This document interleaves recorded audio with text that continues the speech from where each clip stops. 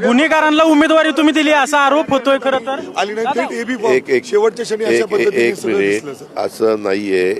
आपण नेहमी तसं म्हणतात. तुम्ही आजपर्यंतच्या सगळ्या निवडणुका आठवा. आमची RPI Republican party of India Sachin Kharat यांच्याबरोबर युती झालेली आहे आणि काही जागा आम्ही त्यांना सोडलेल्या आहेत. मी त्याच्या संदर्भात वेगळी पत्रकार परिषद घेऊन आपण मीडियानी कालपासून काय चालवलं हे मी पण पाहिलेलं आहे. आपल्याला सगळ्यांना माझी कामाची पद्धत त्या ठिकाणी माहिती आहे.